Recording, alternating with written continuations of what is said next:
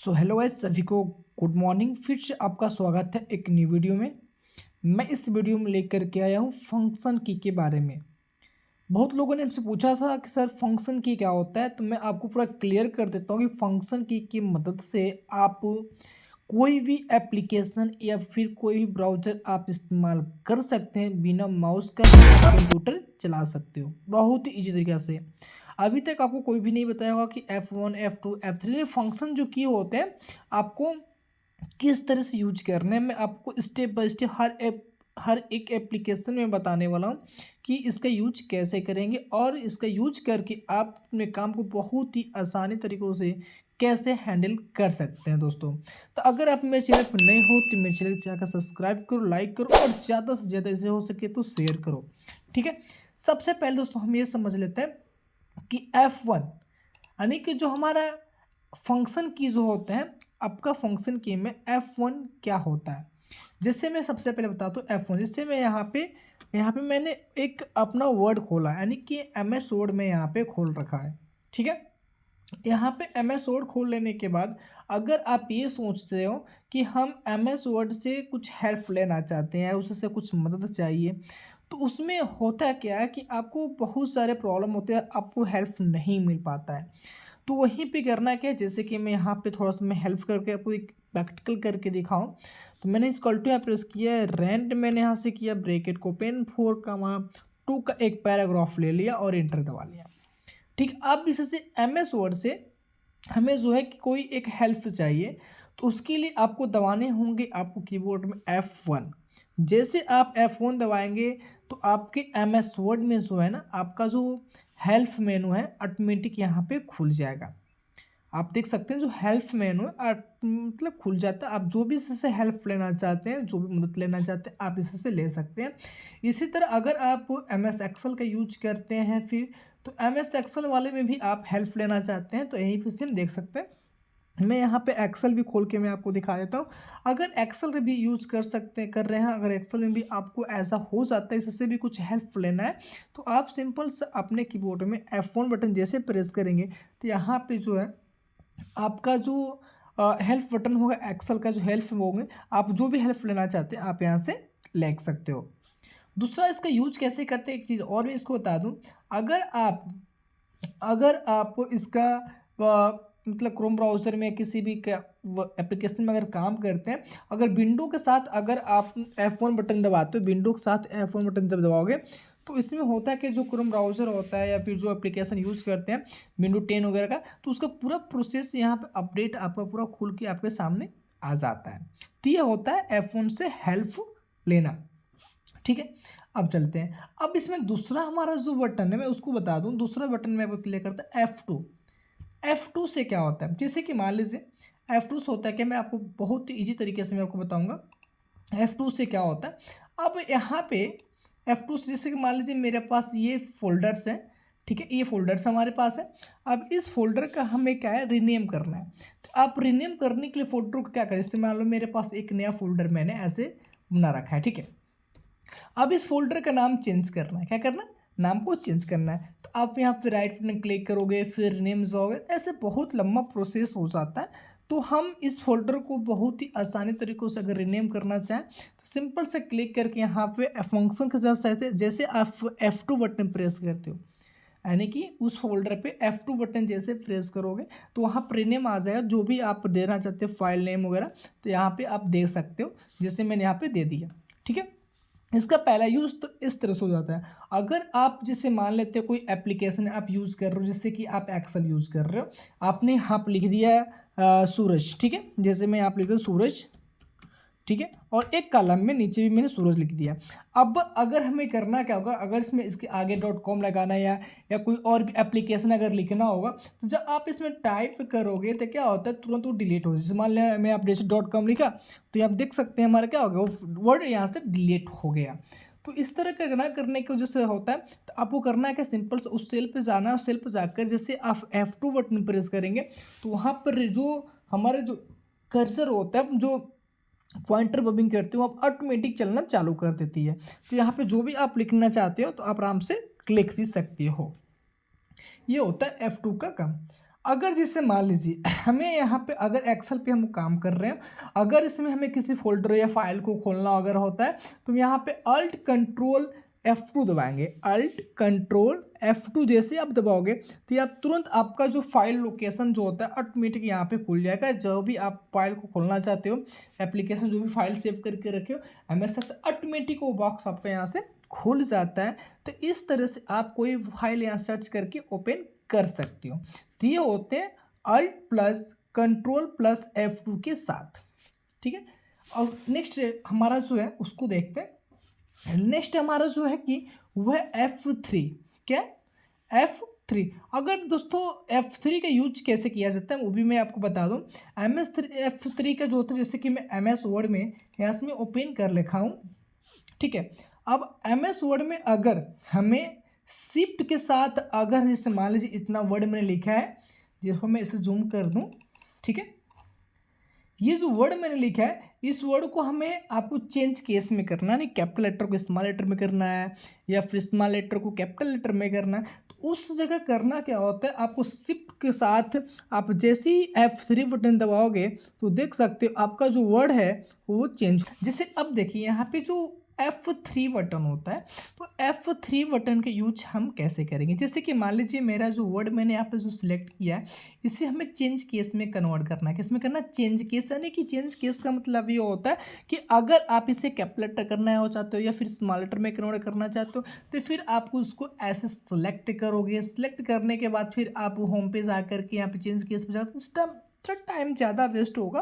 तो हम ये सोचते हैं कम से कम समय में इसको करने के लिए सोचेंगे तो क्या करेंगे, सिंपल सेलेक्ट करेंगे और सिलेक्ट करने से जैसे शिफ्ट के साथ F3 बटन दबाएंगे तो वो जो आपका वर्ड है ऑटोमेटिक या स्मॉल लेटर कैपिटल लेटर जैसा भी आप चेंज करना चाहते हैं आप यहाँ पे कर सकते हैं, ठीक है।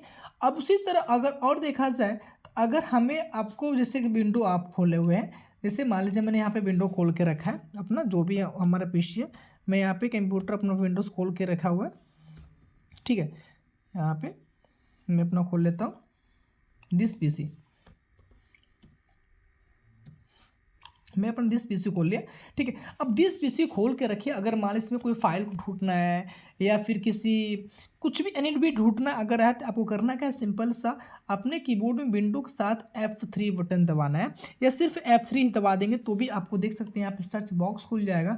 अब जो भी चीज़ में सर्च करना चाहते हैं आप यहाँ फाइंड करके आसानी से आप ला सकते हैं।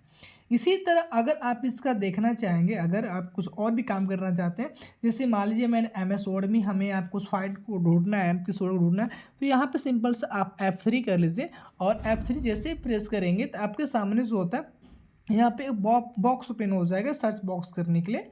मैं यहाँ पे सर्च बॉक्स सॉरी हमें क्रोम ब्राउज़र में इसका ज़्यादा से ज़्यादा से क्रोम ब्राउज़र में यूज़ होता है। जैसे कि मान लीजिए हमें क्रोम ब्राउज़र में किसी चीज़ को सर्च करने से मान लीजिए मैंने यहाँ पे सरकारी रिजल्ट मैंने खोल के रखा है। अब इसमें हमें कुछ वर्ड को अगर फाइंड करना है, सॉरी हाँ, अगर हमें कुछ वर्ड यहाँ फाइंड करना है तो सिंपल से करना है कि आपको अपने कीबोर्ड में F3 बटन दबा देना। जैसे कि मान लीजिए हमें ढूंढना है यहाँ पे RRB, ठीक है। RRB करने के बाद देख सकते जितना भी आप यहाँ पे क्लिक करेंगे RRB जहाँ जहाँ लिखा होगा उसको ये सिलेक्ट करके हाईलाइट करके आसानी तरीक़ों से ये दिखा सकता है। ये होता है F3 का काम। F3 का मतलब क्या होता है, आप अगर MS वर्ड में काम कर रहे हो तो वहाँ पे क्या होता है वर्ड को चेंज केस में कन्वर्ट करता है। अगर वहीं आप अगर ब्राउज़र पर काम करते हो तो किसी वर्ड को फाइंड करने के लिए किया जाता है, ठीक है। उसी तरह हमारा जो नेक्स्ट है वो हमारा है फंक्शन की में F4, क्या F4 से दोस्तों क्या आता है, F4 से बहुत ही मज़ेदार चीज ट्रिक में बताना हूँ। F4 से बहुत कुछ आप कर सकते हो। जैसे कि अभी हम अगर हमें इस एप्लीकेशन को जो हमने एप्लीकेशन अभी अपने सामने ओपन करके रखा है, अगर हम इसे क्लोज करना चाहते हैं या फिर बंद करना चाहते हैं तो सिंपल से कर सकते हैं Alt F4 के थ्रू हम इसको बंद कर सकते हैं। देख सकते हो वो मेरा एप्लीकेशन बंद हो गया।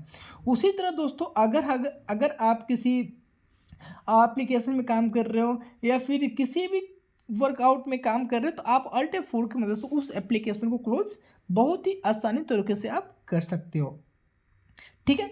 अब उसी तरह से मान लीजिए हमें इंटरनेट पे अगर हम काम कर रहे हैं या कंप्यूटर को रिफ्रेश करना है, तो रिफ्रेश करने के लिए कंप्यूटर के आप लोग करते हैं क्या हो, इसे राइट बटन क्लिक करते हो फिर रिफ्रेश करते हो, ऐसे होता है।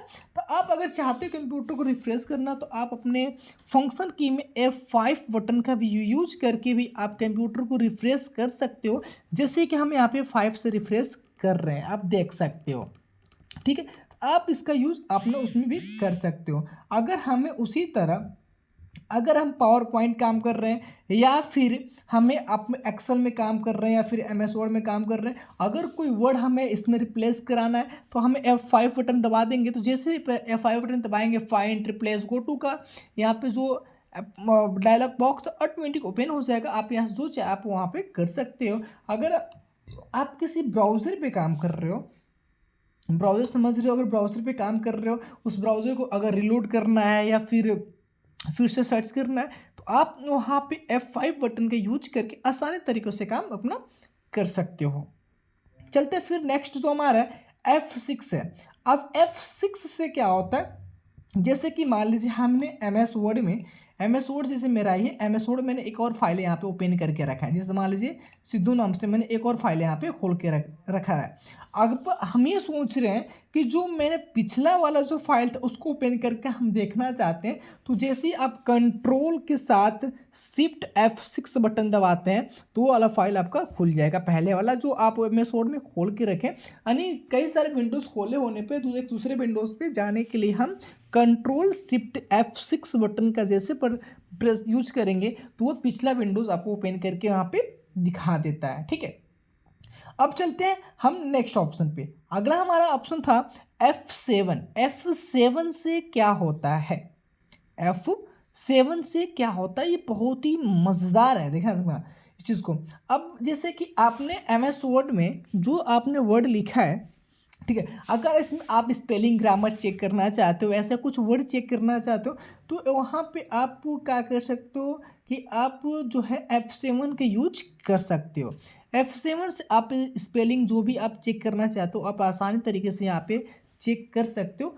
ठीक है, आप एक्सेल में यूज़ भी कर सकते हो, MS वर्ड में अभी आप इसका यूज करके जो भी स्पेलिंग चेक है, एरर है, आप यहाँ पे चेक आसानी तरीके से कर सकते हो।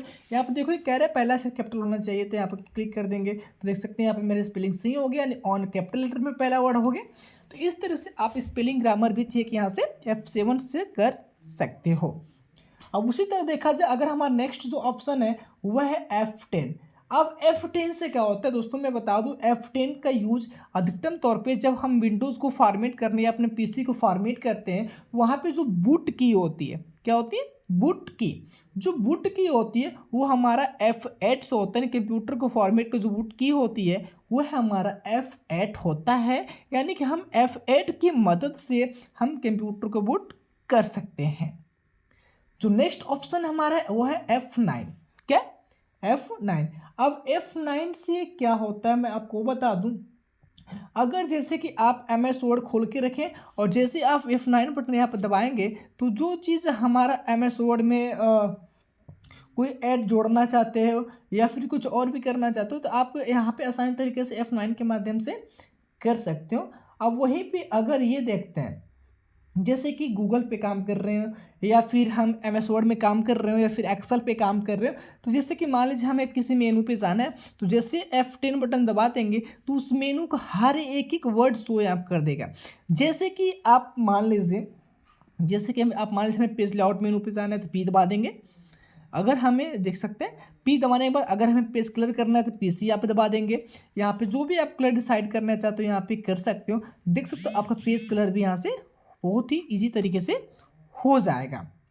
अब नेक्स्ट ऑप्शन है वह हमारा F11। अब F11 क्या होता है, अब जो F11 क्या होता है, जैसे मान लीजिए ये जो मैं MS वर्ड खोला है ना उसको पूरा फुल स्क्रीन करना चाहते हो, जैसे कि अधिकतम तौर पे इसका यूज अगर मूवी देख रहे हो या फिर आप पावर पॉइंट पे काम कर रहे हो उसमें पूरा फुल स्क्रीन करना है, पूरे स्क्रीन को बड़ा करके देखना है, तो वहाँ पे क्या दबाते हैं, जैसे आप F1 बटन दबाओगे यानी F11 बटन जैसे दबाओगे तो आपका स्क्रीन जो है पूरी तरीके से फुल स्क्रीन में कन्वर्ट हो जाएगी। जैसे कि आपको मैं दिखा दूं, अगर मैं यहाँ पे क्रोम पे काम कर रहा हूँ, ठीक है, अब क्रोम पे काम करने में क्रोम पूरा फुल स्क्रीन करना है। जैसे मैं F11 बटन दबाऊंगा तो देख सकते हैं पूरा बट क्या हो गया, मेरा स्क्रीन जो है पूरा फुल हो गया। फिर से F11 बटन को ही दबाओगे तो फिर से आपका स्क्रीन पूर्व माध्यम में आ जाता है, ठीक है। अब अगला ऑप्शन है F12।